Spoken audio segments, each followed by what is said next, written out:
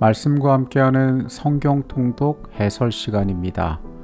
로마서의 말씀은 언뜻 보기에는 차가운 말씀처럼 보입니다. 대단히 정교한 바울의 글들은 교리적이고 변론적인 내용으로 채워져 있는 것처럼 보이기 때문에 그렇습니다. 하지만 말씀을 보는 가운데 우리는 바울 개인에게 예수 그리스도가 어떤 분이 되시는지를 발견할 수 있습니다. 말씀 곳곳에서 그의 숨길 수 없는 뜨거운 사랑이 나타나는 것을 우리가 바라보게 됩니다. 그리스도의 사랑이 어떻게 한 사람의 인생을 바꾸어 놓았고 그로 말미암아 평생을 바치게 하였는지 우리는 이 말씀 가운데에서 또한 발견할 수 있습니다. 우리가 내일 읽게 될 성경의 범위는 로마서 9장부터 11장까지의 내용입니다. 로마서 9장의 내용을 봅니다. 로마서 9장에는 하나님의 주권과 이스라엘의 불순종에 대하여 다루고 있습니다. 이스라엘의 구원에 대한 바울의 근심으로 이 9장은 시작합니다. 또한 하나님의 주권적인 선택에 대해서도 이야기하고 있습니다. 내가 그리스도 안에서 참말을 하고 거짓말을 아니하노라. 나에게 큰 근심이 있는 것과 마음에 그치지 않는 고통이 있는 것을 내 양심이 성령 안에서 나와 더불어 증언하노니 나와 형제 곧 고륙의 친척을 위하여 내 자신이 저주를 받아 그리스도에게서 끊어질지라도 원하는 바로라. 바울은 동족의 구원을 위해서는 자신의 영원한 운명까지도 포기할 수 있다고 말할 정도로 깊은 슬픔을 표현합니다. 하나님께서 택하셨다고 스스로 말하던 유대인들이 그들에게 주어진 빚들을 거절하고 있었기 때문이었습니다.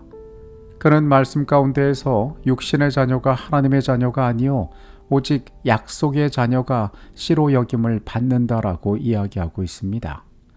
하나님의 말씀이 폐허진 것 같지 않도다라는 바울의 말은 모든 육적 이스라엘이 참된 이스라엘은 아니며 하나님의 약속은 아브라함의 씨 중에서 믿음으로 난 자들 즉 영적 이스라엘에게 유효함을 보여주고 있습니다. 만약에 혈통적 유대인들이 구원을 얻을 하나님의 백성 참 이스라엘이 되었다면 오늘날 우리 대부분의 사람들에게는 구원이 있지 않을 것입니다. 그러나 우리는 믿음으로 난 자들 즉 영적 이스라엘이기 때문에 하나님의 백성으로서 우리가 부름받았다고 이야기할 수가 있는 것입니다. 바울은 야곱과 에서의 예를 통해서 하나님의 선택은 인간의 행위가 아닌 하나님의 주권적인 뜻에 달려 있음을 강조하고 있습니다. 토기장이가 진흙 한 덩이로 하나는 귀 쓸 그릇을 하나는 천이 쓸 그릇을 만들 권한이 없느냐? 만일 하나님이 그의 진노를 보이시고 그의 능력을 알게 하고자 하사 멸하기로 준비된 진노의 그릇을 오래 참으심으로 관용하시고 또한 영광 받기로 예비하신 바 긍휼의 그릇에 대하여 그 영광의 풍성함을 알게 하고자 하셨을지라도 무슨 말을 하리요? 하나님이 긍휼히 여길 자를 긍휼히 여기시고 강팍해 할 자를 강팍해 하시는 그분의 주권에 대하여 설명하고 있습니다. 이것은 구원이 전적으로 하나님의 선택, 그분의 은혜에 달려 있음을 보여주고 있는 것입니다. 그런즉 우리가 무슨 말을 하리요? 의를 따르지 아니한 이방인들이 의를 얻었으나 곧 믿음에서 난 의요 의의 법을 따라간 이스라엘은 율법에 이르지 못하였으니 우리가 알고 있는 것처럼 이스라엘은 의에 걸려 넘어지는 경험을 하였습니다. 이것이 상징하는 바는 그들이 예수 그리스도를 영접하지 못함으로 영적으로 실패한 사건을 이야기하고 있는 것입니다. 로마서 10장으로 갑니다. 이 10장은 구원의 길이 율법의 행위가 아닌 믿음을 통하여 모두에게 열려 있음을 뚜렷하게 제시하고 있습니다.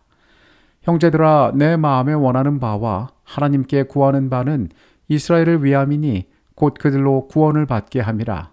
내가 증언하노니 그들이 하나님께 열심히 있으나 올바른 지식을 따른 것이 아니니라. 하나님의 의를 모르고 자기의 의를 세우려고 힘써 하나님의 의에 복종하지 아니하였느니라. 그리스도는 모든 믿는 자에게 의를 이루기 위하여 율법의 마침이 되시니라. 이스라엘은 하나님께 대한 열심은 있었지만 하나님의 의에 대한 올바른 지식이 없어 구원의 유일한 길인 그리스도를 거부했습니다. 그리스도는 율법의 마침이 되시어 믿는 모든 자에게 의를 이루셨다라고 말합니다. 내가 만일 내 입으로 예수를 주로 시인하며 또 하나님께서 그를 죽은 자 가운데 살리신 것을 내 마음에 믿으면 구원을 받으리라. 사람이 마음으로 믿어 의에 이르고 입으로 시인하여 구원에 이르느니라. 여기서 믿음의 의와 율법의 의를 대조시키고 있습니다. 율법의 의라는 것은 율법을 행해야 구원을 받는다고 믿는 것입니다. 반면에 믿음의 의는 그리스도를 마음에 믿고 입으로 시인하여 의에 이르는 길이며 이곳에 있어서 유대인이나 이방인이나 차별이 없게 하시는 하나님의 은혜라고 이야기하고 있습니다. 그러나 그들이 다 복음을 순종하지 아니하였도다. 이사야가 이르되 주여 우리가 전한 것을 누가 믿었나이까 하였으니 그러므로 믿음은 들음에서 나며 들음은 그리스도의 말씀으로 말미암았느니라. 복음을 듣고 믿기 위해서는 복음이 선포되어야 하며 이를 위하여 보냄을 받은 자가 있어야 함을 강조합니다. 이스라엘은 복음을 들었으나 순종하지 않았음을 지적하며 하나님의 부르심을 거부한 그들에게는 책임이 있을 것임을 나타냅니다. 11장의 말씀으로 갑니다. 이 11장의 말씀은 이스라엘의 일시적인 이런 믿음에 대한 거부가 이방인들을 위한 구원의 길을 열었으며 그리고 최종적으로는 모든 영적 이스라엘이 구원을 받을 것이라는 희망을 제시하고 있습니다. 하나님이 그 미리 하신 자기 백성을 버리지 아니하셨나니 너희가 성경이 엘리야를 가리켜 말한 것을 알지 못하느냐? 그가 이스라엘을 하나님께 고발하되 주여 그들이 주의 선지자들을 죽였으며 주의 제단들을 헐어버렸고 나만 남았는데 내 목숨도 찼나이다 하니 그에게 하신 대답이 무엇이냐? 내가 나를 위하여 바알에게 무릎을 꿇지 아니한 사람 7,000명을 남겨두었다 하셨으니 그런즉 이와 같이 지금도 은혜로 택하심을 따라 남은 자가 있느니라. 하나님께서는 이스라엘을 완전히 버리지 않으셨으며 엘리야의 시대처럼 은혜로 택하심을 따라 남은 자들을 그들 가운데 두셨습니다. 여기에 나오는 남은 자, 남은 무리라는 개념은 마지막 때를 살아가는 재림교인들에게는 대단히 중요한 개념입니다. 하나님의 진리를 간직하고 그 뜻에 순종하며 세상에 그것을 전파하는 역할을 맡은 무리로 여겨지기 때문에 그렇습니다. 성경은 이스라엘의 넘어짐이 이방인의 충만함을 위한 기회가 되었다고 이야기합니다. 또 감람나무의 비유가 나오고 있는데요. 참 감람나무는 하나님의 언약의 백성, 즉 영적 이스라엘을 나타냅니다. 그것은 원래 유대인이든 이방인이든 그들 가운데 진실한 믿음을 가진 자들을 말합니다. 그리고 본 가지는 믿음을 거부한 육적 이스라엘을 나타냅니다. 그들은 본 가짐에도 불구하고 합당하지 않을 자들로 꺾인 자들입니다. 돌 감람나무 가지는 이방인들을 나타냅니다. 이들은 좋은 열매를 갖지 못하였지만은 믿음으로 말미암아 참 감람나무의 접붙임을 받아서 참 감람나무와 같은 존재가 될 수 있는 것입니다. 그러므로 하나님의 인자하심과 준엄하심을 보라. 넘어지는 자들에게는 준엄하심이 있으니 너희가 만일 하나님의 인자하심에 머물러 있으면 그 인자가 너희에게 있으리라. 그렇지 않으면 너도 찍히는 바 되리라. 그들도 믿지 아니하는데 머무르지 아니하면 접붙임을 받으리니 이는 그들을 접붙이실 능력이 하나님께 있음이라. 내가 원 돌 감람나무에서 찍힘을 받고 본성을 거슬러 좋은 감람나무에 접붙임을 받았으니 원 가진 이 사람들이야 얼마나 더 자기 감람나무에 접붙이심을 받으랴. 바울은 이방인 신자들 역시 교만하여 믿음 안에 거하지 않을 경우 꺾일 수 있으며 꺾인 본가지 즉 유대인들 역시 다시 하나님 앞으로 나와 믿음을 나타내면 다시 원래의 나무에 접붙임을 받을 수 있음을 이야기하고 있습니다. 우리가 구원받는 것은 출신이 아니라 어떤 믿음 가운데 있는지가 중요하다는 사실을 강조하고 있는 것입니다. 하나님의 은사와 부르심에는 후회하심이 없느니라. 너희가 전에는 하나님께 순종하지 아니하더니 이스라엘이 순종하지 아니하므로 이제 긍휼을 입었는지라.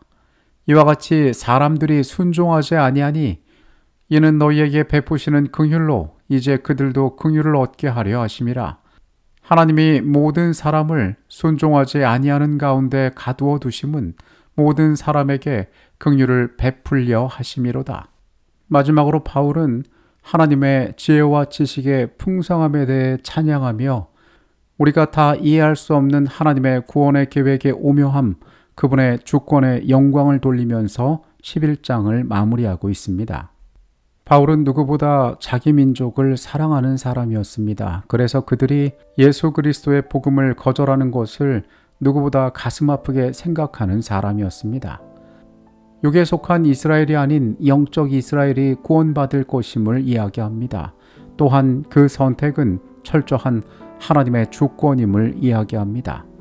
재림교인들은 스스로를 남은 무리라 자주 이야기합니다.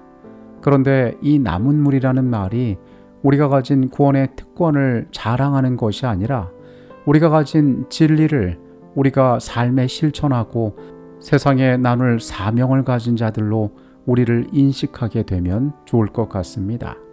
하루를 잘 마무리하시고 내일은 더 나은 하나님 앞에서의 모습을 기대하며 편안한 밤 되시기를 바라겠습니다.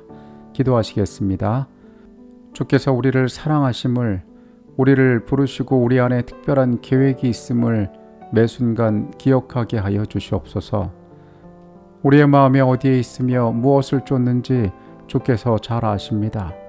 하나님, 말씀이 우리에게 닿을 때에 하나님이 누구시며 우리의 삶에 대하여 어떤 계획이 있는지 우리가 깨달아 발견하게 하여 주시옵소서. 주님의 넉넉한 은혜 안에 살아가길 원하오니 주님 매 순간 우리와 함께하여 주시옵소서.